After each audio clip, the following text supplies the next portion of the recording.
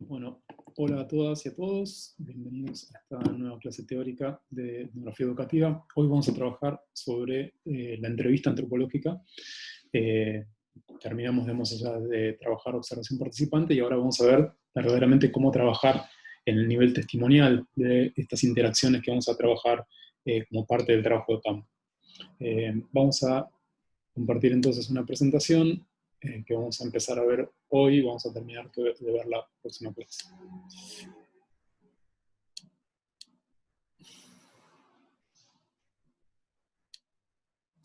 Perfecto.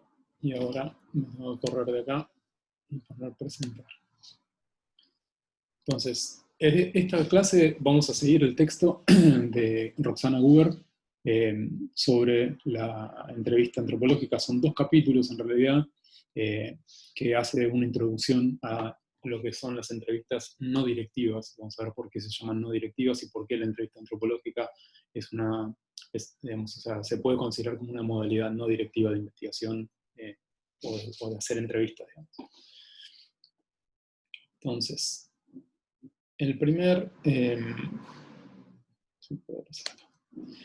la primera cuestión, digamos, o sea, que es importante, esperen que voy a correr esto, a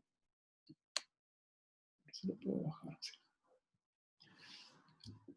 Esto desaparece después de un tiempo, ¿no? Hoy empezamos medio raro. Pero no quiero cortar y hacerlo de nuevo, así que bánquenme un segundito que ya volvemos. Ahí estamos. Bueno, la primera cuestión que vamos a ver en términos de la entrevista tiene que ver justamente con cómo se integra dentro del proceso de investigación que nosotros desarrollamos en el trabajo de campo. Por eso, digamos, las entrevistas tienen lugar en el marco de un trabajo más amplio, que es el del trabajo de campo, que integra en forma articulada instancias donde va a priorizarse la observación participante o la participación con observación, según las variantes que estuvimos viendo, y otras instancias donde va a tomar, digamos, mayor relevancia la realización de entrevistas no directivas.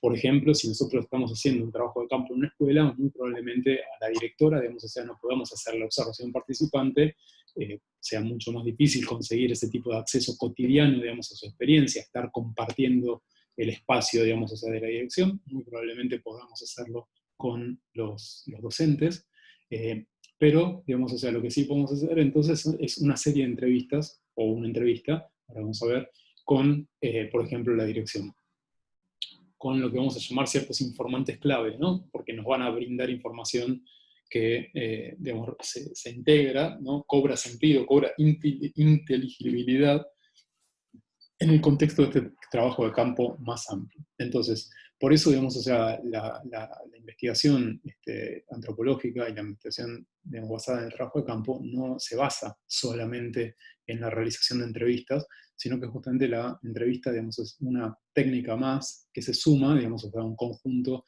de herramientas de investigación que tienen sentido en función de recuperar esta cotidianidad, que es lo que nos interesa como nivel, digamos, o sea, analítico desde la perspectiva etnográfica. Y aquí retomamos lo mismo que habíamos visto para la observación participante. Es todo ese proceso que vamos a hacer en el trabajo de campo, lo podemos pensar en términos de un pasaje, de una transición que comienza, digamos, o sea, conociendo, ¿no?, en nuestros términos, y por lo tanto voy a participar de las acciones del trabajo de campo, justamente a partir de mis propios supuestos, de mis propias ideas, de mis propias nociones teóricas, etc., y voy incorporando durante ese proceso las concepciones, las categorías nativas, las categorías sociales que elaboran mis interlocutores para poder volver inteligible su mundo, y por lo tanto, digamos, o sea, esa transición implica que parto de lo que tengo, digamos, o sea, que son estas, mis propias, digamos, o sea, nociones, mi punto de partida, que tiene que ver con todo el background, la mochila que tengo, digamos, o sea, con la que llego al campo, y me voy del campo habiendo, digamos, transformado los puntos de vista, incorporando la voz de mis interlocutores, la voz de mis interlocutores dentro de, el proceso de investigación.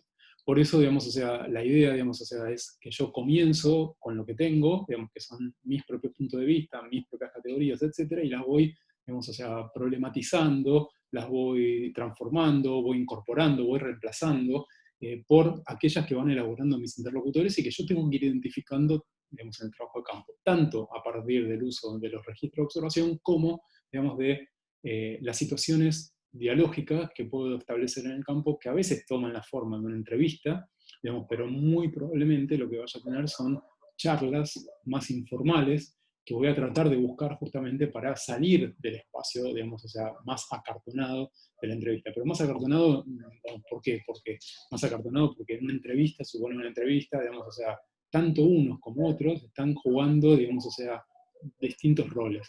El entrevistador, pues se supone que tiene ganas de conocer sobre algunas cosas que el entrevistado supone que tiene para responder, y entonces ese juego, digamos, o sea, termina brindando información, por supuesto, pero a veces, digamos, o sea, una información que no resulta muy útil desde el punto de vista etnográfico, no resulta muy útil para reconstruir las lógicas cotidianas que van organizando las formas de interacción en un espacio determinado. Por eso, digamos, o sea, justamente lo que vamos digamos, a priorizar, tanto en el registro de observación como también vamos a priorizar en la entrevista, tiene que ver con estas situaciones en donde se generan contrastes entre lo que son mis formas, digamos, o sea, de codificar y mis formas de clasificar, digamos, el mundo, y la que tienen mis interlocutores, porque justamente ese contraste es donde se abren posibilidades para explorar, derivar sentidos nuevos, que no son los que yo tenía y que implican justamente que tengo que aprender a conocer los de mis interlocutores.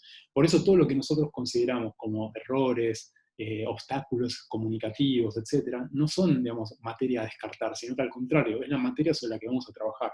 Aquellos, digamos, lugares donde yo puedo encontrar, entonces, esas, digamos, oportunidades para ejercer estas acciones de contraste y de confrontación entre, digamos, categorías, entre nociones, entre ideas, digamos, o sea, que aparecen respecto de temas que se supone que son temas, digamos, o sea, de un sentido, o que están imbuidos en un sentido universalmente equivalente para todos los actores.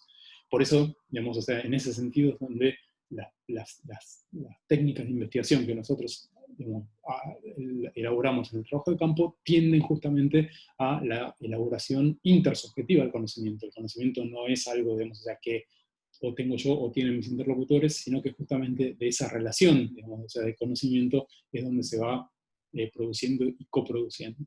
Y donde yo estoy dando, digamos, o sea, un lugar muy relevante a las teorías nativas, vamos a llamarlas, que es las teorías, digamos, o sea, que mis interlocutores tienen para explicar el mundo. Por eso, digamos, o sea, no importa si yo vengo, digamos, o sea, con un conjunto de nociones teóricas que fui elaborando, sino que justamente eso no está mal, sino está muy bien, siempre y cuando pueda entrar en contraste y pueda confrontarlo con aquello que tienen mis interlocutores. A ver si lo que yo, digamos, o sea, me construí acerca de cómo funciona ese mundo es así para ellos, porque eso es lo que supone, digamos, recuperar el punto de vista nativo, que es algo que nosotros señalamos como, digamos, muy importante a trabajar en el enfoque etnográfico.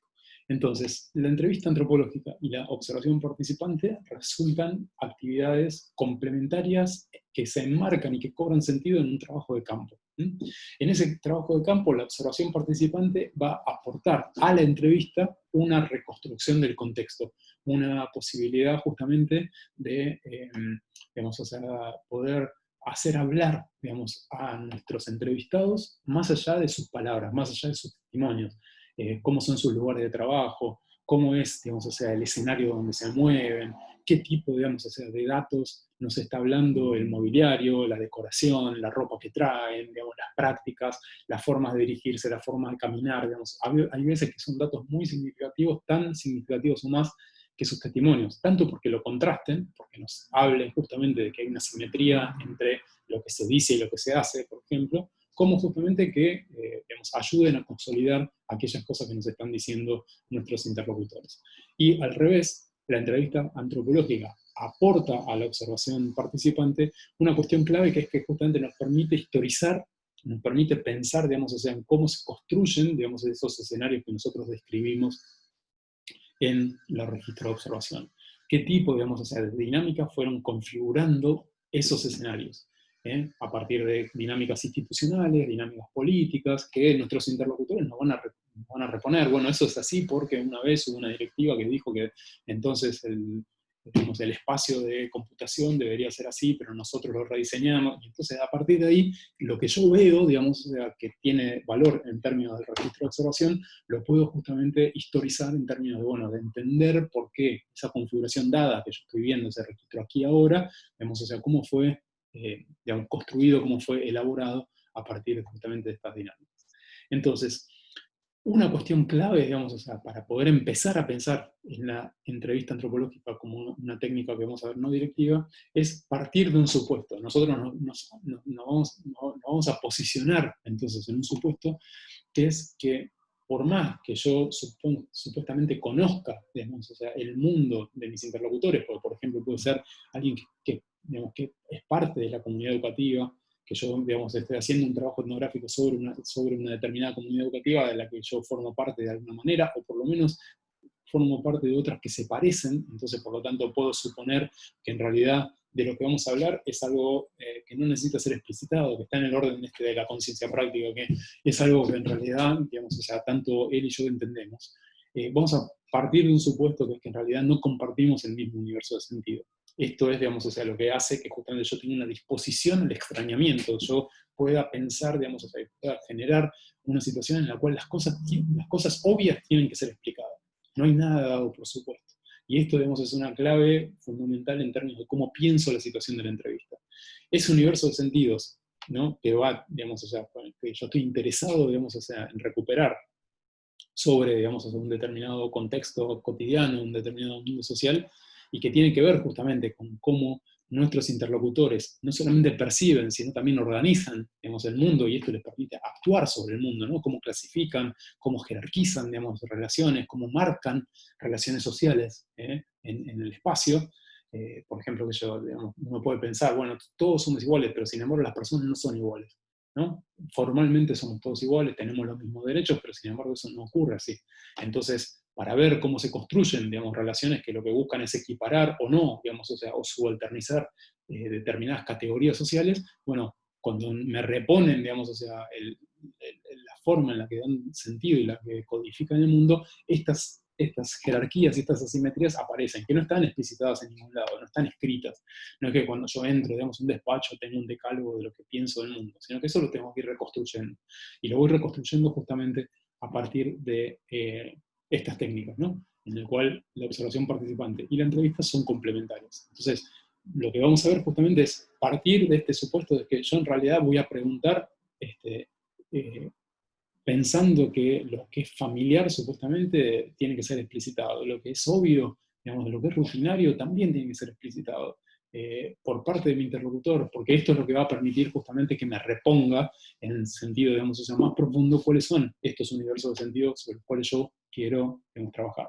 Si la entrevista, por el contrario, yo supongo, digamos, o sea, que compartimos el mismo código y entonces no repregunto y entonces no indago acerca de las categorías que mi interlocutor está poniendo en juego cuando habla, entonces lo que voy a tener es un discurso cerrado que después me va a servir de poco en términos analíticos. Y esto, digamos, es la situación de la entrevista puede ocurrir, me puedo pasar 4 horas, digamos, en una entrevista y sin embargo el material de la entrevista sea muy pobre. Por eso, digamos, o sea, lo que tengo que hacer es, tengo que hacer la entrevista con una disposición especial para el extrañamiento, una disposición especial para la problematización de esos universos de sentido.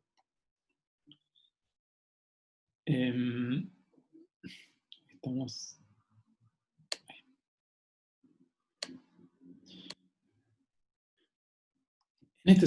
Por esto, digamos, decíamos que la entrevista entonces es una técnica no directiva. Digamos, no directiva en el sentido de que la interacción intersubjetiva entre mi interlocutor y yo, digamos, no va a ser direccionada en función de, por ejemplo, un formulario establecido, un formulario rígido, digamos, o sea, un conjunto de preguntas que yo ya tenía de antemano y que entonces lo único que voy a hacer es aplicarlas. Por eso justamente el propio dispositivo de la entrevista, digamos, lo voy a reconocer como un dispositivo que en realidad, si yo lo trabajo, digamos, en una forma directiva, se transforma, digamos, en un obstáculo para, en términos cognitivos, para desarrollar conocimiento, para profundizar en mi conocimiento. Por ejemplo, muchas veces les di este ejemplo, ¿no? Pensar que en la entrevista yo estoy interesado en trabajar sobre la inclusión educativa y qué es lo que pasa con digamos, la incorporación de los pibes que necesitan una maestra integradora dentro de las aulas. Y lo que voy a suponer es que por inclusión educativa estamos entendiendo lo mismo. La docente, por ejemplo, que voy a entrevistar y yo, entendemos lo mismo. Esto hasta cierto punto es así. Hay un cierto, digamos, o sea, sentido de inclusión educativa que nosotros podemos manejar, pero lo que me interesa es cómo ellos reelaboran digamos, un sentido acerca de qué es la inclusión, cuáles son sus desafíos, qué cosas, digamos, o sea, a partir de su experiencia, digamos, a partir de la práctica. Entonces, en ese plano, la idea, digamos, es justamente no asumir que, por ejemplo, inclusión tiene un mismo sentido, digamos, o sea, para los dos, y que además ese sentido es un sentido positivo, digamos, o sea, obviamente, digamos, yo prefiero que haya, digamos, o sea, acciones de inclusión, pero no les voy a dar un sentido positivo per se, sino que justamente lo que voy a mostrar es que capaz es algo importantísimo, digamos, es un objetivo clave, pero la cuestión es que al mismo tiempo trae a la práctica docente un montón de desafíos y un montón de problemáticas que están asociadas a cómo implementarla, cómo ponerla en juego. Entonces, en ese sentido, lo que voy a trabajar es en recuperar cuáles son los sentidos que elaboran mis interlocutores respecto de esa categoría que a mí me interesa trabajar, que es la inclusión educativa. En este sentido, la diferencia entre una entrevista directiva y una entrevista no directiva es que en la entrevista directiva estas ideas de inclusión yo las proyecto cuando hago las preguntas. A veces, digamos, o sea, de forma inconsciente. Entonces, todos mis supuestos en realidad se van a proyectar en las preguntas que voy a hacer, y las preguntas van a establecer un rango de límites y posibilidades acerca de qué tipo de información voy a obtener. En vez de promover que mis interlocutores recuperen, ¿no?, en su propio testimonio los sentidos que elaboraron, lo que van a hacer es contestar en función de mi sentido. Y por lo tanto van a ser, digamos, o sea, como una acción reactiva a lo que mi pregunta, digamos, supone. Y digamos, esta metodología, digamos, o sea, termina, digamos, por incorporar lo que mis interlocutores me dijeron en función de lo que mis preguntas, digamos, llevaban implícitos, y yo lo voy a incorporar en el propio marco analítico que ya tenía montado. Por lo tanto, en realidad, estoy reafirmando, en general, los supuestos de entrada con los que yo comencé mi investigación, más que abriendo a pensar qué otros sentidos que yo no conocía, digamos, o sea, que yo no tenía en cuenta en el principio, puedo integrar en el análisis. En este sentido, la no directividad propone, digamos, o sea, una forma totalmente diferente que tiene que ver justamente con no ceñirse a una estructura dialógica prefijada, es decir, a un conjunto de preguntas que yo elaboré previamente. Yo tengo mi cuestionario con 20 preguntas, entonces voy a decirle la primera, cuando, digamos, considero que ya la contestó, lanzo la segunda, lanzo la tercera, así hasta el final, termino la entrevista y me voy. Esa es una forma, digamos, de construcción de conocimiento que no es la que más nos sirve para un enfoque etnográfico. Al contrario, la que nos sirve para un enfoque etnográfico tiene que ver justamente cuando digamos, la interacción que yo genero durante una entrevista, que a veces no son preguntas, vamos a ver, a veces son afirmaciones, a veces son silencios, a veces son repreguntas, me permiten justamente seguir a mi interlocutor por su propia forma de argumentar acerca de alguna pregunta disparadora que yo puedo hacer. Entonces, esto lo vamos a ver ahora, digamos, a continuación. Pero entonces tenemos tres cuestiones que me parece que son importantes para resaltar en el sentido de la no directividad. La primera justamente es que permite desnaturalizar cuáles son nuestros propios sentidos, valores o normas, nuestros modos, ¿no?, de entender y actuar en el mundo, porque justamente lo que van a buscar es ese contraste. Entonces, por el efecto que van a generar es que voy a ver que hay distintas formas de pensar sobre las cosas que yo tenía ideas ya elaboradas. Y esto, digamos, o sea, va a ayudar fuertemente a que yo pueda desnaturalizar mis supuestos, pueda reconocerlos primero y pueda desnaturalizarlos. Esto es lo que nosotros siempre estamos repitiendo, que es, digamos, el sentido reflexivo de la práctica etnográfica, ¿no? La posibilidad justamente de volver sobre mis propios supuestos, de problematizarlos, pero además, digamos, o sea, de entender cómo eso sucede en la interacción con los otros, que están mostrando, digamos, o sea, a partir de estos sentidos que se confrontan, que se contraponen, digamos, una simetría, una distancia entre unos y otros. Entonces, esto es lo que me permite justamente ir explorando, digamos, conocimiento nuevo.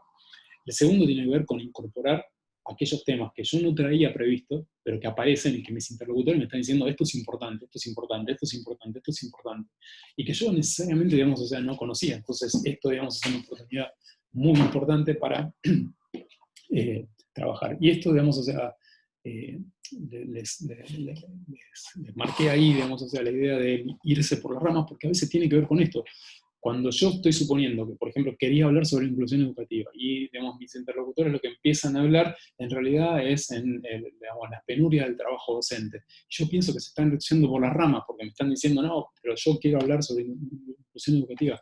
Bueno, al irse por las ramas, en realidad lo que están trayendo son cuestiones que dónde están enmarcando la práctica de la inclusión educativa en términos, digamos, de hacerlo, ¿no? En términos, ¿no?, del derecho a o las normativas que habilitan a eso, de no, justamente qué pasa cuando eso se pone en práctica. Entonces, cuando me hablan de las penurias docentes, capaz es para llegar después a decirme, bueno, que una de las cosas que sucedió a partir de esto es que ellos están, digamos, o sea, súper de acuerdo con que la inclusión educativa, digamos, tenga lugar, pero que no tienen, digamos, o sea, la formación, las herramientas para poder hacerle frente, por ejemplo. Y que entonces esto lo que hace es estresa más el trabajo docente, es algo que no está contemplado, que se incorporó, digamos, o sea, la normativa, pero que después se sienten solos. Digo esto como un ejemplo. Entonces, eso de irse por las ramas en realidad me estaba mostrando que había otro tema, digamos, o sea, con la que estaba vinculada mi pregunta, que tiene que ver justamente con estos universos de sentido. A eso es donde nosotros le llamamos los universos de sentido. Es en qué medida, con qué relaciones nuestros interlocutores van a elaborar sentidos acerca de determinadas prácticas, determinadas formas de acción, etc. Entonces, eso es importante. El tercero, entonces, es incorporar las categorías que mis interlocutores van a poner en sus testimonios dentro justamente del proceso de investigación y dentro de la dinámica de entrevista. Por eso la dinámica de entrevista sucede, digamos, o sea, de una forma que a medida que avanza, digamos, yo voy aprendiendo a preguntar mejor. Por eso no puedo tener una estructura prefijada, porque en realidad, a medida que voy entendiendo, digamos, de qué es lo que mi interlocutor me está hablando, me está queriendo decir, puedo preguntar en forma más específica sobre esos sentidos que vamos. Entonces yo puedo decir, pero hablaste de penuria, ¿qué es penuria docente? ¿Por qué una penuria docente? Y bueno, a partir de ahí entonces puedo reponer, y a partir de ahí me puede, digamos, o sea, abrir más sentido, digamos, a comprender más el sentido de lo que me está queriendo decir. Por eso en realidad no puedo seguir una guía prefijada, sino que al contrario, digamos, o sea, lo que voy a hacer es generar un espacio digamos, y generar algunas preguntas que disparen, digamos, o sea, la interacción, y después voy a aprender a llevarlo, digamos, o sea, a medida que va sucediendo. A lo largo de la investigación también estas categorías sociales, que se acuerdan cuando vimos con Rockwell, que mis interlocutores van poniendo en juego, me sirven a mí para poder, digamos, o sea, entender y para poder codificar justamente esa experiencia. Entonces, lo que voy a hacer es incorporarlas. Si ya me están hablando de, no sé, y se repite la cuestión del trabajo docente con una penuria, entonces puedo empezar, digamos, o sea, disparando entrevistas por ahí.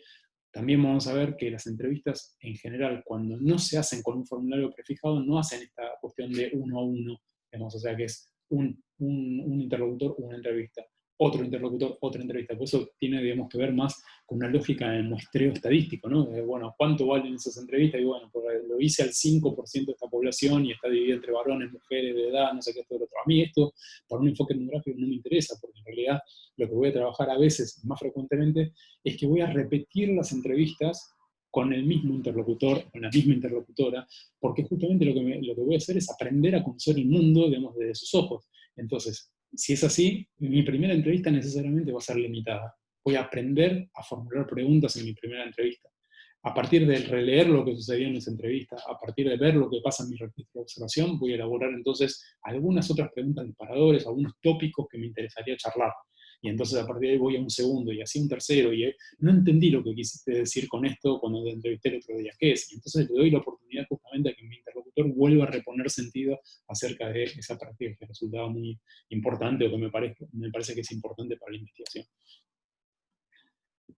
En esto van a ver que justamente por eso mismo es que el proceso cognitivo que se da en la entrevista no directiva, en la entrevista antropológica, que nos va, todo esto está en Google, digamos, o sea, pero vamos a introducirlo así, se corresponde con 3 momentos. Digamos, no son momentos lineales sucesivos, sino que estos momentos se dan solapados al mismo tiempo, digamos. Primero tiene que ver con la atención flotante del investigador. Si yo no estoy ciñéndome a un cuestionario prefijado, lo que estoy haciendo es priorizando la escucha de lo que mi interlocutor está diciendo y no justamente las respuestas para incorporarlas en el marco que yo ya tengo prefijado. Entonces, si yo estoy priorizando la escucha, quiere decir que no voy a privilegiar de antemano nada de su discurso. Voy a tratar justamente de seguirlo, voy a tratar de darle elementos para que cuando se queda callado vuelva a hablar, para que entonces aquello que mi interlocutor considera, digamos, que es digamos, ya evidente o obvio, digamos, evidenciarle que para mí no es evidente ni obvio, que necesito que me recupere, digamos, o sea, más profundamente qué es lo que quiso decir. Entonces, No tengo, digamos, o sea, un cuestionario, pero lo que sí puedo tener son algunas preguntas disparadoras y algún tipo de guía de tópicos que me interesaría charlar, que puedo, digamos, o sea, tener anotado y que me pueden servir para que en distinto orden, no tienen que ser, digamos, tal como los escribí o tal como los pensé, sino que a veces, a partir de que mi interlocutor los trae a un tema que estaba al final, puedo hablar sobre ese tema, y a veces, digamos, o sea, la situación de entrevista cubre todos esos tópicos, a veces no, a veces solamente trabajé sobre uno o dos, y entonces después los voy a reelaborar y por eso les decía que la idea es no tanto entrevistar una sola vez, sino varias veces. La idea es que yo tengo que interferir lo menos posible en la lógica argumentativa de mi interlocutor, pero no por una perspectiva positivista, digamos, o sea, de recuperar lo que sucede con naturalidad, porque lo que vamos a ver es justamente que la entrevista coproduce conocimiento y lo elabora, digamos, o sea, no es que yo estoy, digamos, recuperando lo que sucede en la realidad, sino que lo estoy elaborando con mi interlocutor. Y esto, digamos, es una diferencia importante. Por eso justamente no tengo que romper o tengo que interferir lo menos posible en la lógica argumentativa, en realidad para que los sentidos que me están respondiendo sean más ricos, sean más complejos. Entonces yo puedo encontrar ahí paradojas, puedo encontrar cuestiones que son importantes en la problematización de esa realidad social. El segundo, digamos, o sea, punto es la asociación libre del entrevistado, que es que si yo propongo cuestiones, preguntas disparadoras, mi interlocutor puede contestar a partir de lo que se le ocurre, digamos, o sea, por asociación libre. Entonces, en realidad, como no son preguntas específicas que se responden por sí o no, que reafirman lo que yo estoy diciendo, sino que justamente lo que voy a hacer es estas preguntas que permiten abrir a muchos sentidos diferentes. Y lo que voy a hacer es invitarlo, entonces, a mi interlocutor a que me empiece a hablar desde el lugar que, digamos, o sea, le parece, y lo que voy a hacer es acompañar ese proceso, acompañar a la lógica argumentativa de mi interlocutor, aun cuando supuestamente se está yendo por la rama, aun cuando se está desviando de lo que yo le estoy preguntando, aun cuando, porque en realidad toda esa información es información valiosa para mí. Qué es lo que está trayendo, porque yo, digamos, mi idea es que vuelva, la confronte con los registros de observación, vuelva a hacer una entrevista, tenga una charla de 5 minutos después en el recreo que vuelve sobre algo que me dijo o algo que yo le pregunté. Entonces, en realidad, todo ese proceso compone, digamos, o sea, la información que yo voy elaborando y voy coelaborando, digamos, con mis interlocutores en el proceso de campo. Por eso no son técnicas aisladas que se aplican, digamos, o sea, tipo entrada y salida. Hago la entrevista y me voy, sino que se integran en este trabajo de campo más amplio. Y después la última etapa es la categorización diferida del investigador. Categorización diferida. Yo tengo que volver a los registros, tengo que volver a las entrevistas, tengo que empezar a hilar, a construir, digamos, o sea, las nociones teóricas que yo elaboré, a ver hasta qué punto, digamos, me sirven, hasta qué punto se reelaboran, hasta qué punto voy trabajando las categorías nuevas que mis interlocutores están trayendo, cómo elaboro teoría nueva a partir de incorporar justamente esos puntos de vista de mis interlocutores. Y al mismo tiempo, digamos, en todo este proceso, como voy relativizando mis propios discursos, voy relativizando mis propias categorías y voy elaborando entonces reelaborando estas categorías a partir justamente de un proceso situado, un proceso que está en constante, digamos, esa relación entre lo teórico y lo empírico. Lo que sucede, digamos, o sea, en el trabajo de campo nunca está exento, digamos, o sea, de las elaboraciones teóricas y las opciones teóricas que yo voy tomando, pero siempre en este proceso de confrontación, siempre, digamos, o sea, no para ilustrar la teoría, sino justamente para discutirla, para mostrar los límites, para repensarla, para pensar qué es lo que no alcanzo a ver, qué es lo nuevo que estoy aportando, en qué sentido estoy elaborando nociones originales. Para eso, Uber nos propone, digamos, o sea, en esa dinámica de la entrevista, si no voy a seguir un cuestionario prefijado con preguntas y respuestas, digamos, o sea, que está suponiendo esta idea de preguntas y respuestas, lo que voy a trabajar entonces es con estas preguntas más disparadoras, digamos, raconto de tópicos que me interesaría hablar. Entonces, al principio, digamos, el primer momento que va a trabajar Uber es la idea de un momento de apertura y descubrimiento. Descubrimiento de que descubro las preguntas, descubro cómo preguntar sobre, digamos, cuestiones que disparen la lógica argumentativa de mis interlocutores. Y esto implica que tengo que hacer un trabajo por internalizar digamos, los registros comunicativos que son propios de ese mundo. Digamos, las palabras, qué argot, digamos, se usa, qué formas, digamos, o sea, de temporalidad tengo, digamos, o sea, a veces las entrevistas de 2 horas son algo impensable en alguien que en realidad, como le pasó a Anna Padauer, trabajando con los colonos en misiones, en realidad hablaban mientras hacían, digamos, o sea, les era mucho más difícil sentarse a hablar de las cosas, porque en realidad estaban mostrando, esto lo carpo así, esto le pego con el machete, esto lo hago no sé qué, esto y lo otro, a medida que iban avanzando. Entonces, tanto el espacio como el tiempo de la entrevista justamente puede variar del formato, digamos, o sea, más dialógico, en un espacio cerrado, etc. A veces sí, a veces tiene lugar en ese espacio, y otras veces la gente en realidad está haciendo la entrevista mientras hace algo. Y entonces, en ese sentido, el registro de observaciones va a ser algo súper importante para complementar. Pero la cuestión es cómo yo voy internalizando, cómo voy aprendiendo, digamos, a participar. Porque el hecho de que esté ahí no implica, digamos, que estoy participando. A veces puedo estar ahí y estar recontra afuera de todos los que son los códigos comunicativos. Entonces, los códigos comunicativos los voy aprendiendo, cómo son esas interacciones, cómo me puedo ir, digamos, poniendo, qué cintura, digamos, ya tengo que hacer en el trabajo de campo para poder ir adaptándome a esas formas. El foco, digamos, o sea, de este primer momento de apertura y descubrimiento es reconstruir cuáles son los marcos de referencia que organizan la situación comunicativa. ¿Para qué? Para que yo pueda, digamos, entrar con mayor agilidad, para que pueda justamente generar estas relaciones de rapport, de confianza con mis interlocutores de forma, digamos, o sea, más sólida, más importante. Ahí, digamos, o sea, hay varias herramientas que plantea Google que tienen que ver, por ejemplo, con el valor de la repregunta, ¿no? Si yo quiero entender los sentidos y quiero cuestionar aquello que es evidente para mis interlocutores y que digamos, suponen que no necesitan volver a decirme o brindar más información, la repregunta es, ¿pero por qué dijo esto? ¿Por qué no sé qué? Usted dijo que tal cosa, ¿por qué? Esto obliga a que mis interlocutores tengan que volver sobre ese tema que habían cerrado, habían dado por supuesto, y abrirlo nuevamente. ¿Entendés? Y entonces reponer justamente todos esos sentidos en forma más explícita. La otra cuestión tiene que ver con el manejo de los silencios, y esto es algo fundamental en una entrevista, porque los silencios nos ponen incómodos, ponen incómodo al otro, nos hacen sentir muy mal. Entonces, como nos hacen sentir muy mal, tendemos a soslayarlos, tendemos a abrumarlos con cosas. Entonces, si hay un silencio, preguntamos algo rápido y cortamos el discurso, cortamos la reflexión de nuestro interlocutor, que quizás el silencio lo que está haciendo es hilando, digamos, o sea, en esta asociación libre, en función de qué sentidos le evocan y por dónde, digamos, o sea, está construyendo su lógica argumentativa. Entonces, aquí, digamos, o sea, el uso del lenguaje gestual, que a veces el silencio, digamos, o sea, se puede ir acompañando con gestos de afirmación, con la cabeza, con las manos, las frases pequeñas que acompañan, mire usted, ajá, ¿cómo es eso? Digamos, y si no, repetir esos últimos cosas del testimonio. Bueno, así que usted está tranquilo, digamos, es ese tipo de cosas que van acompañando digamos, el ritmo del testimonio, y que ese ritmo del testimonio tiene lagunas, tiene espacios, digamos, muertos, entre comillas, y entonces yo no tengo que acelerarme y llenarlo de entonces con una pregunta porque me pongo nervioso, aunque eso me va a suceder indudablemente, pero, digamos, o sea, ser consciente de que eso ocurre y ser consciente de que cuando hago eso, en general estoy cortando la lógica argumentativa que venía elaborando mi interlocutor. Después hay tipos de preguntas específicas que Google llama preguntas de tipo Grand Tour y Mini Tour. Y estas son preguntas para abrir el discurso, son preguntas muy generales, digamos, que no son preguntas que van al foco, van a lo específico. Yo no digo, ¿qué cree usted por inclusión educativa? Pues en realidad lo que me va a preguntar, digamos, o sea, es que creo que está muy bien y es algo que la normativa nos dice y punto. Y el sentido de eso no me sirve.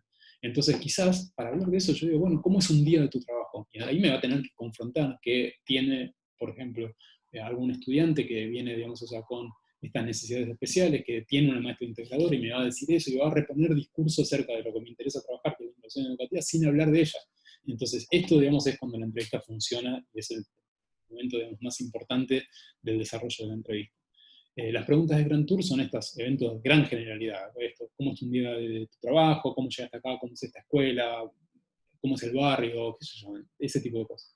Y las del Mini Tour tienen que ver justamente sobre cuestiones muy frecuentes o muy rutinarias, que tienen que ver con, bueno, digamos, o sea, cuál es la rutina, digamos, o sea, de trabajo, cómo organizás el día de trabajo acá, digamos, o sea, cómo es una jornada de tu trabajo, cómo es una jornada en tu casa, cómo son las dinámicas de este espacio, cómo funciona el comedor escolar, cómo, no sé, o el del barrio, o el merendero, o lo que sea, digamos, o sea, pero tienen que ver justamente con las cosas que se repiten, y que entonces nuestros interlocutores generalmente las tienen tan internalizadas que ni siquiera las suponen algo relevante para poder contar. Pero a partir de ahí es donde van ligando sentidos, y entonces mientras empezaron a hablar de cómo funciona el comedor, nos van hablando de quiénes consideran que son sujetos, digamos, o sea, legítimos de atender el comedor y quienes no, Entonces un montón de sentidos aparecen en ese discurso, por eso nos interesa preguntar desde este lugar. Luego preguntas estratégicas que son justamente para aumentar la locuacidad de mis interlocutores, y esto puede servir cuando nuestros interlocutores, que generalmente no ocurre, digamos, o sea, son muy callados o tienen discursos muy cerrados. Entonces, ahí hay preguntas de tipo anzuelo, que lo que hacen es, en realidad, traer una cuestión problemática a propósito para levantar sentido. Entonces pueden traer algo que es conflictivo, por ejemplo, que yo me enteré que van a cambiar, digamos, o sea, el sistema de evaluación docente. ¿Qué opinas? Y bueno, ahí va a reponer cosas. O las preguntas de abogado del diablo, que es ponerse en una posición justamente como diciendo, bueno, pero bueno, el punto de vista es un punto de vista polémico y es un punto de vista que justamente va a levantar sentidos encontrados, pero yo ya sé, digamos, o sea, por mi trabajo previo de investigación de antecedentes, por otras entrevistas que hice, por mi registro de observación, que hay situaciones conflictivas o paradójicas, digamos, esas son las que trabajar. Entonces, por ejemplo, ahí les puse un ejemplo que es, pero el subsidio en zona desfavorable no se asigna de acuerdo a las simpatías políticas. Ah, sí, claro, porque en realidad yo me lo merezco porque no me lo dieron, porque no tenía vínculo con tal y no sé qué todo el otro, o esto lo baja el ministerio de determinada manera. Entonces, digamos, esas son preguntas que justamente proponen un ítem polémico y entonces necesariamente sobre ese ítem polémico sé que hay varias posiciones y mi interlocutor finalmente se va a sentir cómodo entonces en hablarme de ese tema y no es algo que vaya a proponer por sí mismo. Otras son las hipotéticas que tienen que ver justamente con, bueno, ¿qué pasaría si? Entonces yo planteo un escenario que puede ser un escenario real o un escenario ficticio y eso invita a mi interlocutora a que me ponga a reponer sentidos acerca de qué es lo que supone que sucedería en un caso o en el otro. Entonces ahí les puse, bueno, supone que eliminaran la figura de la maestra integradora. ¿Qué haces con los pibes que vienen trabajando con ellos? Bueno, eso plantea un escenario y obliga a que mi interlocutor tenga que volver sobre su experiencia para poder responderla.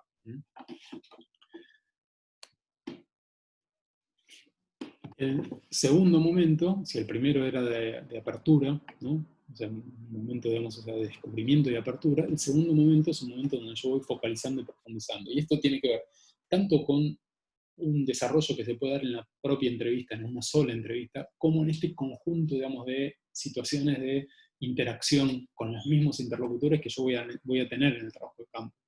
Entonces puede ser que sea una primera entrevista formal con la directora, bueno, esto, el primer momento, digamos, de apertura y descubrimiento generalmente se va a dar ahí, entonces yo tenga que elaborar otra, digamos, o sea, entrevista para que justamente pueda trabajar en esta focalización y profundización de los tópicos que me parecieron importantes y que todavía, digamos, no tengo reconstruidos de la primera entrevista, o puede ser que esto se dé en una forma mucho más casual, que sea que a partir de encuentros casuales donde vuelvan a salir cosas que estuvimos hablando, o que entonces yo pueda preguntar mientras hacemos otra cosa, o digamos mientras tomamos unos mates porque nos encontramos en la sala de profesores, o lo que sea. Y muchas veces, digamos, o sea, estos momentos de focalización y profundización no tienen la estructura de una entrevista, como sí, pero sí interacciones comunicativas que yo puedo recortar y puedo registrar, puedo reponer, digamos, qué es lo que sucedió.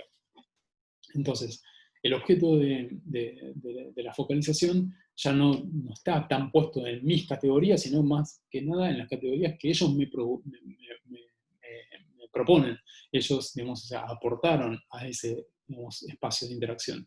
Y esto, digamos, o sea, se identifica cuáles son esos temas y cuáles son esas categorías por recurrencia, porque aparecen, por ejemplo, si la docente que estoy entrevistando me habla mucho del cansancio, de la incertidumbre, de la incomodidad, digamos, o sea, que todo esto estando de acuerdo con la idea de inclusión educativa, pero todas estas cuestiones negativas, entre comillas, aparecen recurrentemente. Entonces yo voy a trabajar sobre ese espacio. Bueno, pero ¿por qué esto sucede así? ¿Qué es lo que te hace sentir de esta manera? ¿Por qué? ¿Desde cuándo? ¿Cómo?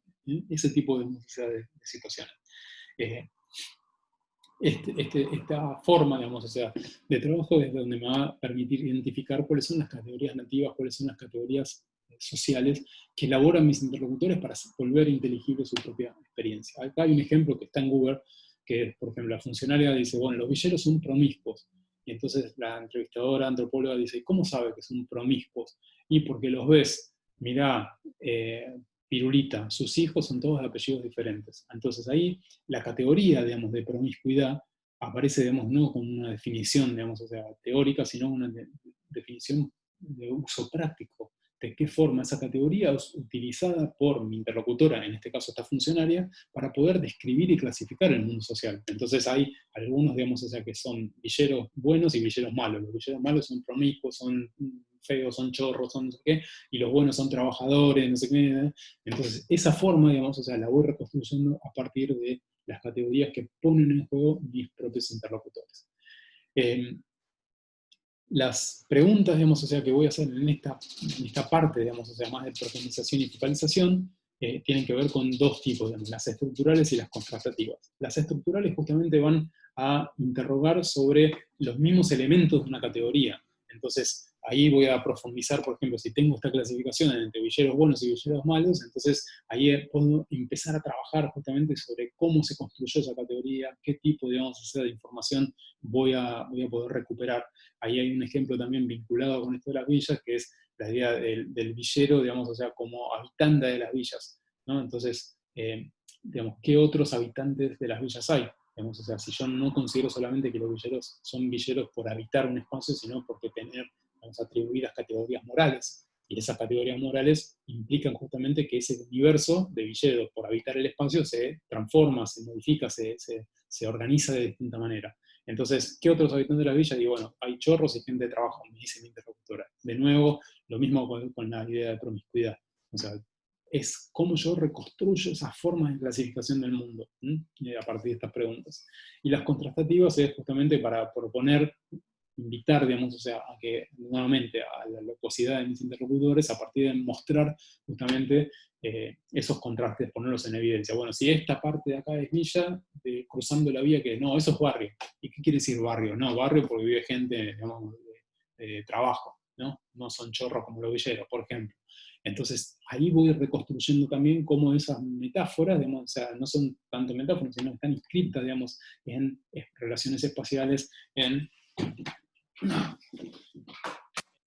cuadros, digamos, sociotemporales específicos. Y eso, digamos, o sea, también me permite reconstruir todo este universo de sentidos, que es lo que me interesa trabajar. Ahora vamos a ver, digamos, o sea, un ejemplo que tiene que ver, digamos, no con una entrevista no directiva, sino al contrario, pero al mismo tiempo, digamos, voy a parar, digamos, vamos a ver un video y les voy a presentar un personaje que yo admiro, digamos, o sea, profundamente. Luanco Minuto Soler es un mapuche, es un representante, un joven representante de una lucha por la recuperación de la identidad mapuche, y es profesor de historia y rapero. Mapuche rapero, ya se acuerdan que les había dicho, bueno, esto se los pongo porque me gusta mucho, entonces vamos a ver una parte, digamos, vamos a presentar primero el personaje y después vamos a ver una parte de una entrevista que le hicieron en un medio, digamos, periodístico comunitario, para poder ver algunas cuestiones de estas que estuvimos hablando recién.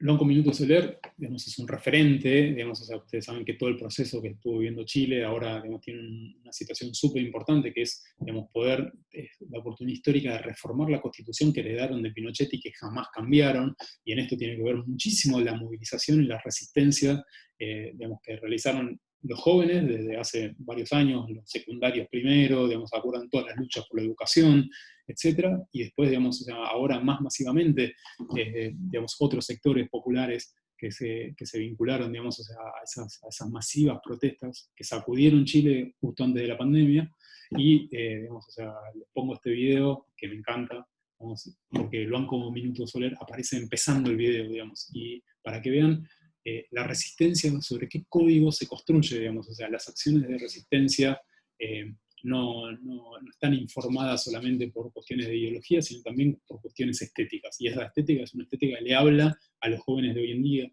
le habla, digamos, o sea, de un lugar que fue construyéndose, un espacio, digamos, o sea, que tomó prestadas y resignificó formas estéticas que correspondían, digamos, a lugares muy distantes. En este caso, digamos, o sea, los raperos negros de la costa oeste norteamericana, las formas, digamos, o sea, de movilizar sentidos contraculturales, y cómo esto es reapropiado por la juventud, digamos, o sea, o por sectores de la juventud chilena, y en particular vamos a ver hoy por sectores que reivindican justamente su pertenencia a mapuche.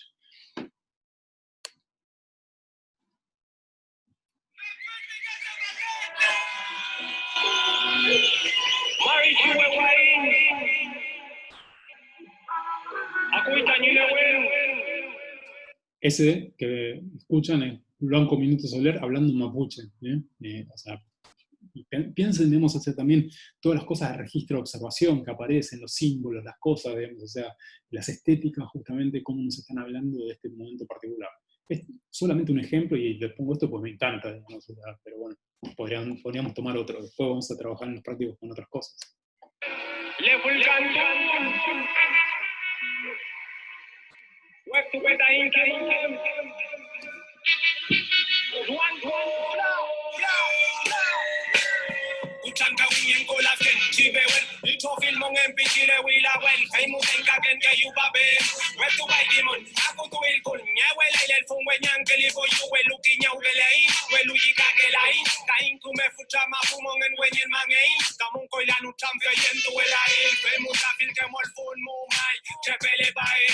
Seguimos marchando y llegamos al estudio. Estudiantes, mi respeto, de Chile son el orgullo. Saltaron el torniquete de una olla a presión. Pacos sueltan el piquete para la represión. Corruptos arreglan los bigotes, muestran las garras, se robaron los ligotes. Debieran estar todos tras barrotes, pero no es la realidad como la tele y sus reportes. Digan la verdad, basta de montajes. Digan la verdad, la calle reclama. Un profesor en cana, abusadores durmiendo en su cama. La idea justamente es, bueno, lo vieron al banco, arranca hablando en mapuche directamente, rapeando en mapuche, haciéndole, digamos, las rimas, y bueno, cómo van construyendo, digamos, sobre estéticas que son resignificadas, que no son estéticas, obviamente, ni que nos están remitiendo directamente a lo que nosotros podemos construir como una identidad mapuche, como una identidad resistente de izquierda en Chile, digamos, o sea, pero que las resignifican, digamos, o sea, y las vuelven activas en términos de ese tipo de imaginarios. Amplían los horizontes de ese imaginario y entonces nos resultan, digamos, o sea, como experiencias súper interesantes para poder mostrar justamente cómo estas culturas, lejos de estar cristalizadas en un repertorio de tipo museístico, se actualizan, son, digamos, o sea, desafiadas por parte, digamos, o sea, de nuevos repertorios culturales que entonces las refrescan, las activan, y las vuelven, digamos, o sea, sentidos de lucha y resistencia muy importantes que justamente las podemos integrar junto con otras que nosotros llamaríamos más tradicionales. Por eso me interesa muchísimo el lugar, digamos, o sea, de este tipo de jóvenes en, digamos, en los procesos de recuperación y de resignificación étnica de buena parte, digamos, o sea, de las poblaciones más jóvenes. Entonces, tenemos mapuches raperos, digamos, o sea, hablando de su identidad, hablando de la necesidad de recuperar sus raíces, que no tienen que estar solamente vestidos, digamos, como mapuches, sino que pueden tener este tipo de estética y participar también de estas formas más transversales de resistencia que están recuperando el pasado de resistencia mapuche y de resistencia a la opresión de 500 años y poniéndolo en situaciones muy actuales como lo que acaba de pasar del otro lado de la cordillera, donde justamente, digamos, o sea, hay un gobierno muy conservador desde hace muchísimo tiempo, una constitución que no cambia desde la dictadura, procesos históricos de subordinación, no solamente del pueblo mapuche, sino de un montón de otros sectores populares que se ponen, digamos, o sea, en conjunto y en dinámicas de resistencia a partir de integrar estos sentidos. Entonces, vamos entonces a ver ahora, y también esto porque me gusta mucho, vamos a cerrar acá, vamos a ver una de las canciones, digamos, más famosas del Banco Minuto Soler, donde verdaderamente lo que vamos a ver, esta vez la vamos a ver toda, es donde nos repone toda la riqueza de sentidos que reelaboran los jóvenes mapuches raperos en función de su herencia, de cómo, digamos, o sea, lo que hacen es actualizar, ¿no?, la tradición. La tradición no es algo, digamos, o sea, que se contrapone a pensar desde otras estéticas mucho más contemporáneas, entre comillas. Y por eso es un ejemplo hermoso que a mí me encanta, para poder pensar justamente en estas dinámicas de elaboración, digamos, o sea, de la identidad cultural. Es genial que me deje... pues lo tengo que poner acá. Ahora me tengo que... Por eso no podía. Vamos a ver entonces a la segunda producción del Banco Minuto Soler. Un genio absoluto. Los invito a seguir.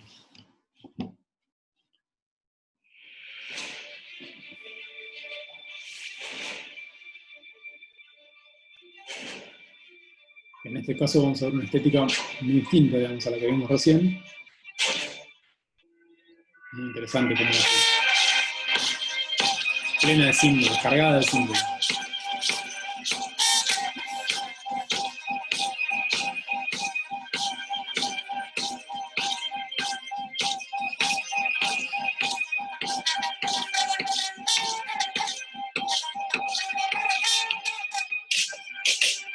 Rap de la tierra se levanta como una planta y sus raíces cantan.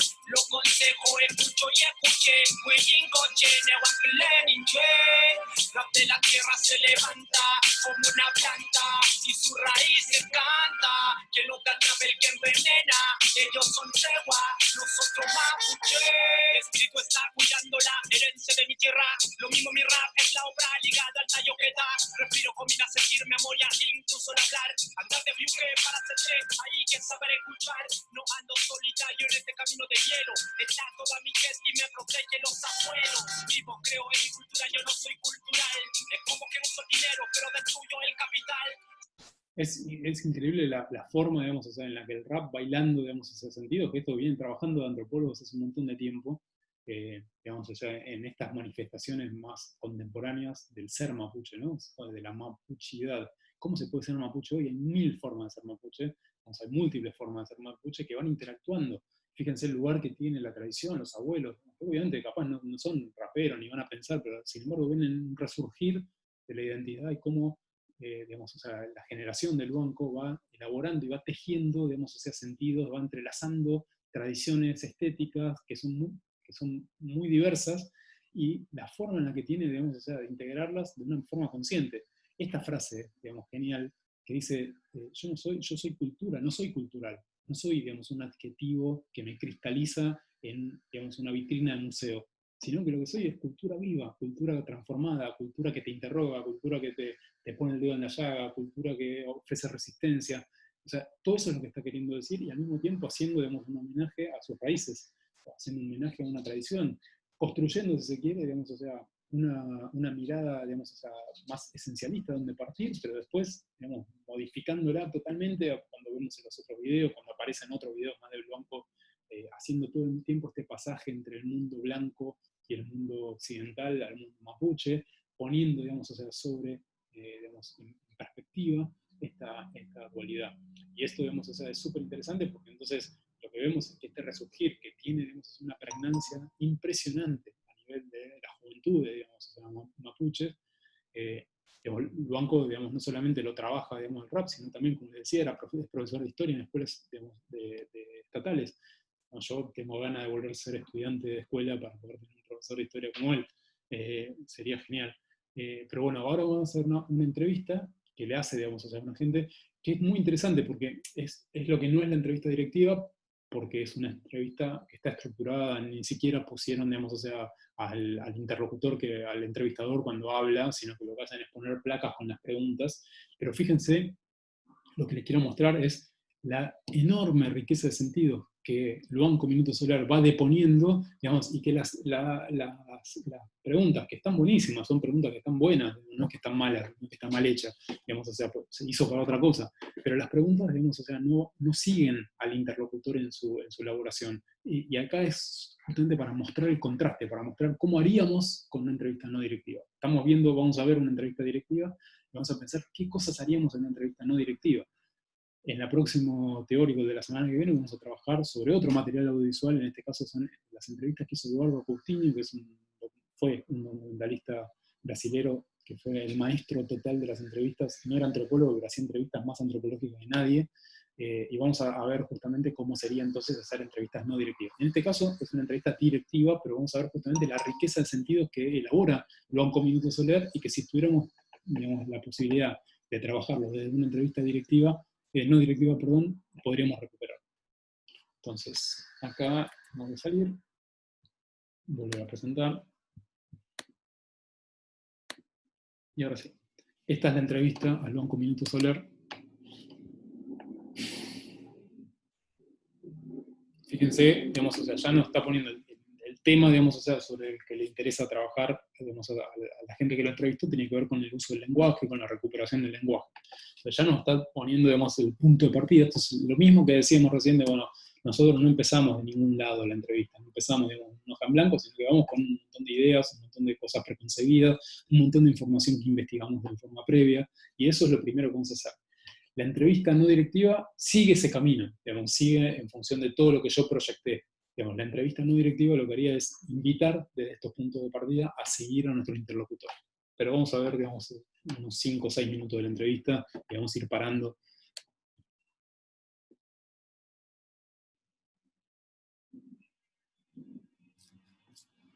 Bien, yo me llamo Gonzalo Luanco Castro, vivo en la comuna del Bosque.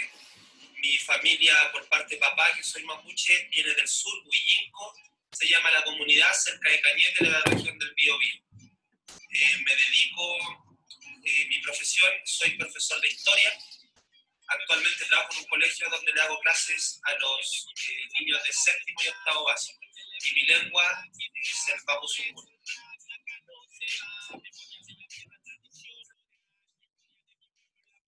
Ahí vieron, digamos, que en la primera pregunta, que justamente, digamos, o sea, ¿quién sos? Presentate, no sé qué, todo el otro, hace, digamos, o sea, una descripción, digamos, o sea, de qué es lo que hace, y cierra con la cuestión de lo mismo que yo pregunté. Ahora, tienen preguntas, digamos, o sea, que están más focalizadas en la cuestión de cómo es la relación, digamos, o sea, suya con ese lenguaje, y fíjense a partir de ahora, la pregunta que le hace es, ¿has tenido dificultad para mantener tu lengua en práctica en la sociedad actual? Fíjense la cantidad de cuestiones que aparecen asociadas a esta pregunta, digamos, que esta pregunta dispara, podríamos pensar que esta sería, digamos, o sea, una pregunta disparadora, una pregunta de gran tour, digamos, o sea, que nosotros podríamos hacer una entrevista. Fíjense la cantidad de cosas que aparecen. Digamos, que después el entrevistador no recupera su propio testimonio, sino que ya tiene otra pregunta que va también en un sentido, que también es una pregunta interesante y todo. Digo, todo esto no es que esté mal, son otras formas de hacerlo.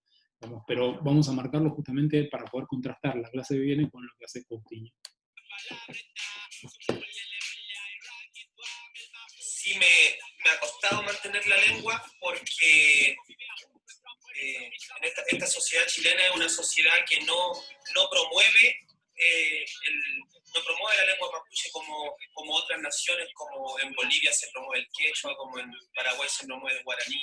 La sociedad chilena es una sociedad altamente racista, la clase alta de Chile es una sociedad altamente...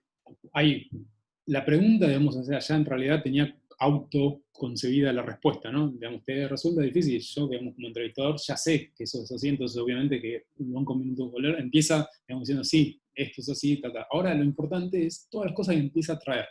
Acá hay una cuestión que aparece de la clase, digamos, la cuestión del racismo, digamos, son todas cuestiones que yo podría seguir repreguntando, podría traer, voy anotando, digamos, o sea, como cuestiones, mirá la respuesta que me dijo que sí tengo, bueno, ¿con qué la va asociando? Acá estamos en la asociación libre del entrevistado, ¿no? Y acá es donde yo tendría que tener atención flotante para escuchar lo que me está diciendo y ir justamente dando cuenta de todas estas cuestiones que aparecen para que en una entrevista no directiva yo le tendría que repreguntar sobre cuestiones, o le tendría que pedir ampliación, o digamos, afortunadamente, digamos, o sea, Luanco Minuto Soler es alguien que tiene un montón de cosas para decir, entonces apenas le doy la oportunidad no se queda callado y me lleva por donde quiere, digamos, en un sentido. Discriminadora y que imitan todos los parámetros y los comportamientos europeos, por lo tanto imitan siempre a Europa y invisibilizan y borran la cultura de esta tierra, en este caso la cultura mapuche, que es la más fuerte desde la zona central hasta Chiloé. Por lo tanto, quien habla mapuzungún es un extra. Bueno, ahí de nuevo digamos, o sea, tenemos toda una cuestión para poder trabajarlo de categorías como la poscolonialidad, digamos, o sea, la decolonialidad, toda la cuestión de la herencia, digamos, o sea, de cómo eso va, digamos, el tipo, digamos, o sea, de construcción de sentido que asocia al banco al uso del idioma. Entonces, fíjense, el uso del idioma te marca, digamos, o sea, no es que tengo dificultades para hablarlo, sino que además por hablarlo suceden cosas. Digamos, o sea, me discriminan, soy objeto, digamos, o sea, de acciones racistas, y por el contrario, quien habla otros idiomas, como voy a decir ahora, tiene otro tipo, digamos, o sea, de sentidos asociados.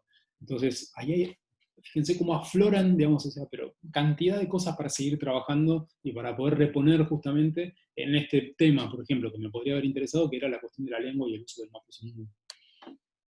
Es un raro, está loco, ¿Cómo vaya a hablar eso? Es algo del pasado. Entonces, hay discriminación inconsciente y consciente en la actualidad. Por lo tanto, nosotros tenemos muchas trabas como mapuche, nos miran raro cuando hablamos nuestro mapuche, y si por el contrario, cuando alguien habla inglés, habla francés, la gente le aplaude, le coloca alfombra roja, porque toda la sociedad chilena está mirando hacia Europa y no se siente orgullosa y contenta de tener lengua propia. La única lengua que es de esta tierra es el mapuzungún. Nació en esta tierra. Es una lengua que es para hablar con esta tierra, para hablar con nuestros abuelos, con los ríos, con los bosques, con el mar, con las águilas. Pero hay tanto desconocimiento e ignorancia que la gente no lo prioriza hoy en día. Fíjense ahí, hay otra cosa increíble, digamos, o sea, claridad que tiene. Lo que está diciendo, digamos, el lenguaje, yo le pregunté pensando, suponiendo que se de la entrevista, ¿no? O sea, le pregunto pensando, bueno, ¿qué dificultades? Y para que me hable del racismo, ¿verdad? Todo esto que yo más o menos supongo y conozco, pero lo que me está trayendo del banco, además, es para qué sirven los idiomas.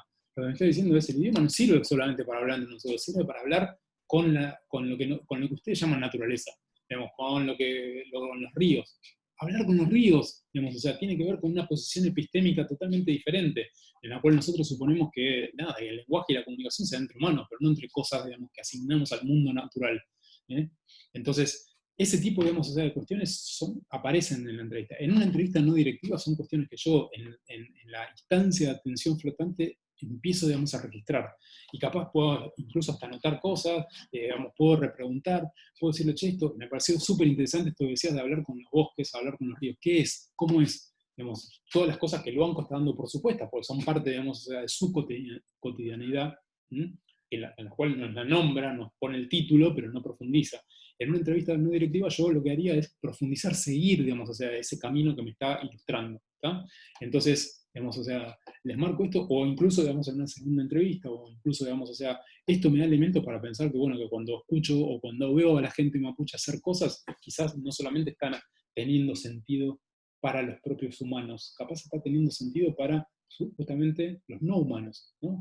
Aquellas entidades que tienen, digamos, o sea, volición, que tienen, digamos, o sea, capacidad de acción, que nosotros como occidentales no se las damos. Un río es un río solamente, y bueno, solamente cuando se desborda destruye, pero si no solamente corre. Bueno, el río está vivo todo el tiempo y hay que entrar en interacción con él, y no es lo mismo, digamos, o sea, hacerlo de una forma que hacerlo de otra. Entonces hay todo un universo de sentido ahí que el banco nos está trayendo a partir de una pregunta que nosotros empezamos a hacer por el uso del idioma. Bueno, le di una vuelta de tuerca tremenda. Bueno, como vamos a ver ahora, viene otra pregunta, digamos, o sea, que no indaga sobre eso, porque justamente estaba prefigurada. Por eso le digo, la riqueza de cosas, digamos, o sea, que aparecen en este testimonio que nos está trayendo el banco, y, digamos, o sea, las cosas que nosotros nos perderíamos, digamos, o sea, de conocer si lo que hacemos es atener a la estructura, digamos, o sea, ya prefigurada que nos establecimos con nuestro cuestionario de preguntas. Toda la gente busca un beneficio económico y la lengua que te da beneficio económico es el inglés.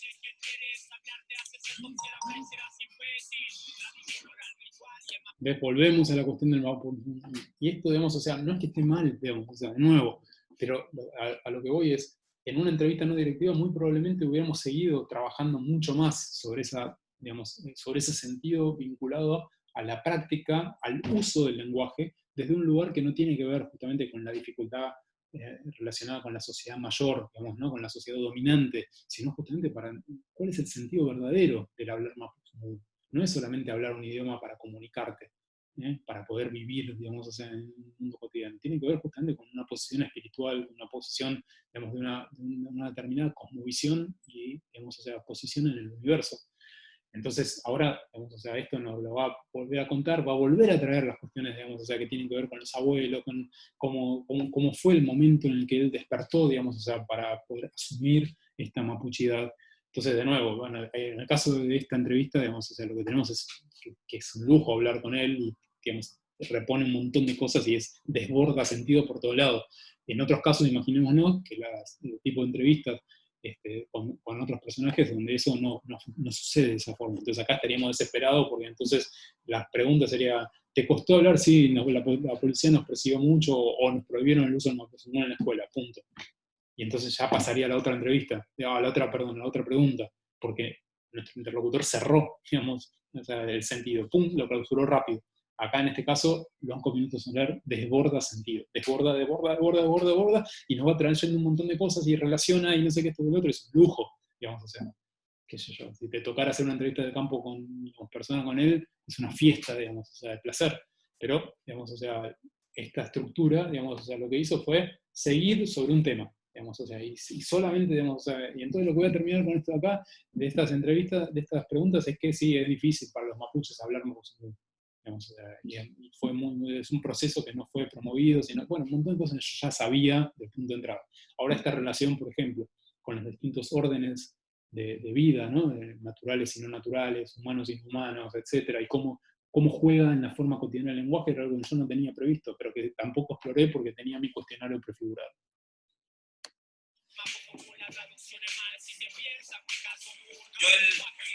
Yo el mapuzungún lo hablo de hace poco, considero yo, tengo 28 años y lo empecé a hablar desde joven grande, o sea, desde los 17 años en adelante, recién lo empecé a hacer parte de mí y a ponerme el objetivo claro de aprender el mapuzungún, porque mi papá no lo hablaba y mi abuelo no se lo enseñó a mi papá, y es una historia común en todas las familias mapuche.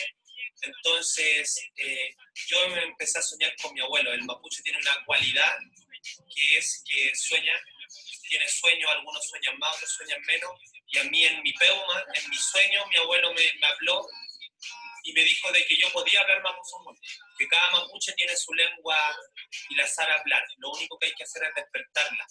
Y yo con esa creencia empecé a hablar el mapuzungún, me empecé a creer el cuento, a tener confianza para hablarlo. Fíjense, digamos, es otra cosa increíble, digamos, o sea, los registros comunicativos, digamos, o sea, de aprendizaje, digamos, o sea, las cosas no se aprenden, digamos, sino que hay que soñarlas, digamos, o sea, y el sueño es una dimensión importantísima en la producción de sentidos sobre la vida cotidiana que nosotros lo tenemos, o sea, no, una cosa es la realidad, una cosa es la cuestión lógica y racional, y los sueños son otra cosa, digamos, o sea, los sueños del inconsciente, del occidente, lo vemos así. Para ellos los sueños, digamos, o sea, son una parte de las formas comunicativas cotidianas, con las cuales, digamos, o sea, interactúo con los distintos seres, digamos, pasados, seres, digamos, o sea, de lo que nosotros llamamos naturaleza, que forman parte de mi vida cotidiana. Entonces él está explicando, digamos, o sea, que bueno, que aprendió tarde, pero que en realidad, hasta que no lo soñó, hasta que el abuelo, digamos, no apareció, digamos, o sea, ese despertar, podría haber estudiado y sin embargo no aprenderlo. Podría haber estudiado Mapuzungún y sin embargo no hacerlo carne, digamos, no pensar que tenía un sentido diferente. Entonces fíjense, frente a preguntas, digamos, que son buenas preguntas, son preguntas muy gran tour, muy disparadoras, la cantidad, digamos, o sea, de cuestiones interesantes que el Banco de Minuto Solar nos está trayendo y que nosotros podríamos seguir trabajando si estuviéramos parados, digamos, o sea, en una entrevista o en un formato de entrevista no directiva. Y así lo he empezado a hablar y hoy en día ya estoy hilando mucho más. No me considero una persona hablante, pero sí estoy en proceso para ser, en algún momento mi objetivo es ser una persona hablante. Y hablo con abuelitos, hablo con mis peñis, con los abuelitos en el sur, cuando vamos, le hablo a mi hija Mapuzungún todos los días. Nentuken tani Mapuzungún filan tumu. Yehueklan, fei mutama, puche sumuken, nentuken tani miya, tunkom sungu, filple sumumli. Entonces, para mí es una prioridad hablar el mapuzungún. Sobre todo, que si no lo hablamos, nuestra cultura mapuche, nuestro mundo mapuche va a desaparecer. Y estamos en una sociedad ultramente racista que no valora el mapuzungún. Los mestizos, que son los que se supone que tienen un tronco europeo y un tronco mapuche, tienen mitad y mitad. Los mestizos no valoran su tronco mapuche. Se creen todos europeos, se creen todos blancos, entonces adoran a la cultura europea y gringa, y los mestizos chilenos, por el contrario, hay una profunda ignorancia de su raíz mapuche, de su mapuzungún. Entonces, a diferencia... Acá, de nuevo, ¿no? Toda esta cuestión de la construcción de sentido acerca de la categoría del mestizo, digamos, o sea, sería súper interesante, digamos, de trabajar. Aparece, digamos, es otra de las cuestiones que trae. Asociadas a esa pregunta que yo le dije, digamos, de cómo empezó a hablar, digamos, ¿no? El mapuzungún. Fíjense que en realidad esto es parte del irse por las ramas, en realidad, pero está reponiendo, digamos, o sea, sentidos riquísimos acerca de cómo ve el mundo, digamos, o sea, cómo lo clasifica, cómo construye categorías nativas. digamos que a veces la categoría nativa no es una categoría enteramente nueva, pero sí es una categoría, digamos, o sea, de sentido común, reelaborada, digamos, dotada de sentido. Fíjense acá cuál es el lugar que tiene el mestizaje, digamos, o sea, para su perspectiva, digamos, qué es lo que está significando ser mestizo, cómo categoriza personas. Entonces, estas son las categorías que nosotros señalamos como categorías que nuestros interlocutores elaboran y que seguramente la idea de mestizaje no es solamente una elaboración, digamos, o sea, o no la pensamos nunca como una elaboración de un individuo, en el caso de Luanco Minuto Soler en este caso, sino que es una categoría que fue elaborada, digamos, o sea, culturalmente. Entonces ahí hay toda una toma de posición, digamos, respecto de las lideranzas mapuche, respecto de justamente de las formas, digamos, o sea, de recuperar la noción, digamos, o sea, de la cultura mapuche y la noción, digamos, de mapuchidad en función de este tipo de categorías. Estas son las categorías que se movilizan en términos prácticos, que nos sirven para justamente interactuar con otros. De nuevo, acá yo podría preguntar, che, pero ahora vamos a trabajar más sobre esto que me dijiste de la cuestión de los mestizos, porque me resulta interesante, entonces ahí me puede responder más de dónde viene, cómo lo elaboró, de cuándo fue la primera vez que pensaron en esto, de dónde la trajo, etc. Pero esto, digamos, de nuevo, no es una entrevista no directiva, sino que es una entrevista directiva, entonces va pasando por temas que desbordan sentido, pero en realidad seguimos trabajando sobre la misma cuestión. De los mestizos en Bolivia, de los mestizos en Perú, de los mestizos en Paraguay, que son gente que sí valora su cultura y que la habla. En cambio acá hay tremenda ignorancia y eso también es un obstáculo para nosotros porque hay muchas más cosas en común con los mestizos y el pueblo mapuche. Sin embargo, hoy en día se transforma en una diferencia porque la ignorancia y la gente no comprende nuestra lengua.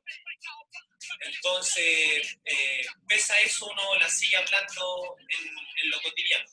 Lo sigue, es una prioridad porque para nosotros es una creencia, ahí está toda nuestra sabiduría, nuestros consejos, nuestra forma de ver el mundo, nuestra forma de pensar. Cada lenguaje, cada lengua tiene sus propios pautas de comportamiento, su propia filosofía. Bueno, y acá lo mismo, ¿no? El lenguaje, digamos, o sea, no está reducido justamente a un medio de comunicación, digamos, a algo que nos permite comunicarnos, sino que en realidad está encarnando y expresa otro tipo, digamos, de sentidos culturales que muchas veces, desde una perspectiva occidental, lo consideramos como algo meramente instrumental, algo que nos permite un medio para. Bueno, acá, lejos de ser un medio para, digamos, o sea, está encarnado en un montón de sentidos, que es otro de los temas que abre Luanco en esta entrevista, a partir de la pregunta que hipotéticamente yo le hice. Entonces nosotros cuando hablamos Mapuzungún invocamos a nuestro Nehuen, a nuestra filosofía de vida. Cuando hablamos castellano invocamos a fuerzas de Europa. Fíjense esta noción, digamos, o sea, también que es una noción sobre el lenguaje, es una noción teórica, digamos, o sea, sobre el lenguaje, que no es solamente válido en términos de su propia cultura, sino que es una noción, digamos, por eso estamos pensando que es una noción teórica, digamos, o sea, sobre la relación entre el lenguaje, digamos, como visión, ideología, repertorios culturales, etcétera, que se aplica tanto, digamos, o sea, a lo mapuche como justamente a lo huinca, a lo español, etcétera. Esto es súper interesante de lo que está trayendo Luanco. Cuando hablamos latín, invocamos fuerzas de Europa. Y cuando hablamos Mapuzungún, invocamos fuerzas de esta tierra. De nuevo, fíjense, con esto cerramos. La pregunta, digamos, toda esa riqueza de sentido, digamos, aparece, digamos, no parece recuperada. ¿Cómo pones en práctica tu lengua en tu diario vivir, sabiendo que la mayoría de las personas de alrededor habla español de Chile? Fíjense todo lo que ya dijo, digamos, acerca de esto. Y yo le tengo que preguntar esto que en realidad resulta casi obvio, digamos, ¿no? O sea, son preguntas que están respondidas por, digamos, la propia pregunta está respondida en sí misma, digamos, en su propia formulación. Y toda esta riqueza, digamos, o sea, de sentidos que elaboró Luanco Minuto Soler, digamos, se pierde. Desde luego, esto no es lo que estaban buscando hacer con la entrevista, pero les marco esto, digamos, para ver el por qué pensar en una técnica no directiva. Creo que, bueno, hasta acá llegamos. Espero que compartan, digamos, o sea, mi fascinación por Luanco.